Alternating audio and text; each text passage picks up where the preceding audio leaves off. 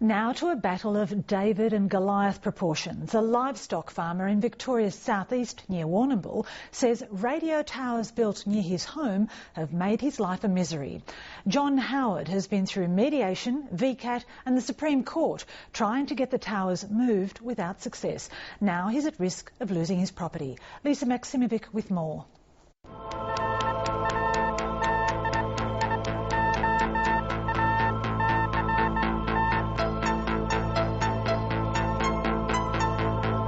What comes to mind when you step out of your door and see these in your backyard? Oh, it's just a nightmare, Lisa. It's just the whole thing is just unbelievable.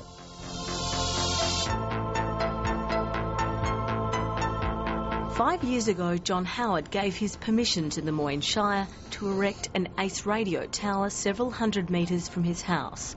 Initially, he was sceptical about the project, but after he was assured it would have no effect on him from that distance, he gave the all clear.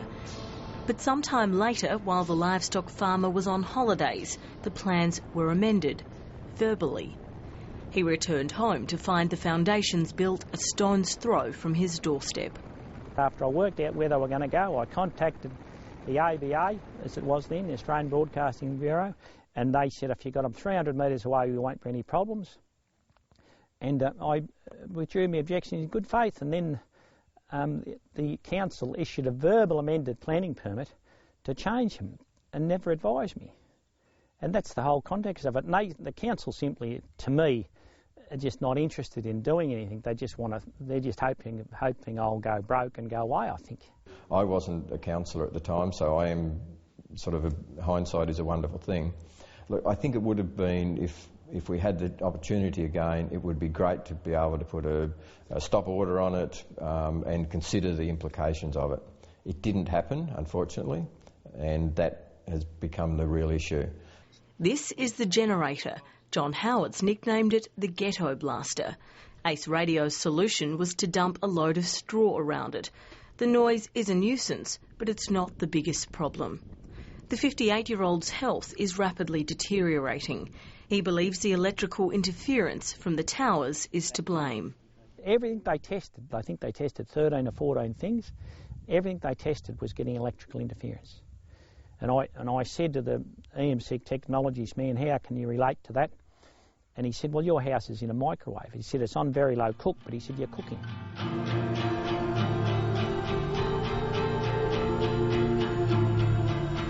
For John Howard, the past 5 years has been an uphill battle. He's exhausted all avenues of appeal to no avail. To say he feels hard done by is an understatement. It's cost me $660,000 off the value of my farm, and indeed I could not sell my house now without telling somebody, and the only way you could sell it is to say, well, we've got to build a new house 300 or 400 metres further back. A planning regulation expert says she believes Mr Howard's case was reviewed under the wrong act.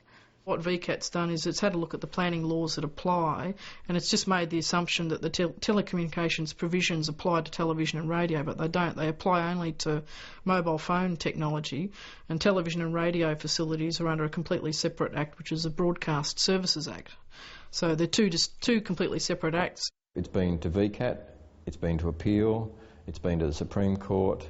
The Supreme Court said to go to mediation, it went to mediation, and it went back to the Supreme Court. So it's been through the process as quite a lengthy process.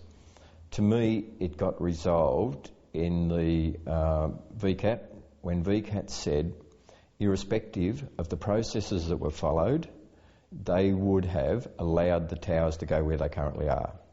The Moyne Shire Mayor, James Purcell, empathises with John Howard, but he says it's too late for the council to make amends. Look, the issue is that at the end of the day, somebody has to pay for it. And without going into exact figures, it's somewhere between $750,000 and $1 million to relocate the towers or to relocate John's house. To this municipality, that's effectively a 10% rate rise. The big problem is exactly that. No one wants to take responsibility for it. The State Planning Minister says neither the Telecommunications Act nor the Broadcast Act have anything to do with him. A spokeswoman for the minister told Stateline Justin Madden is aware of John Howard's plight, but his capacity to intervene is limited. Meanwhile, the prospect of losing his farm is taking its toll on Mr Howard. He's determined not to give up, but it seems there's nowhere left to take his fight. And to make matters worse, the council's insurance company is now claiming costs. As a ratepayer, I did nothing wrong. All I did is object to my house being placed in a microwave situation.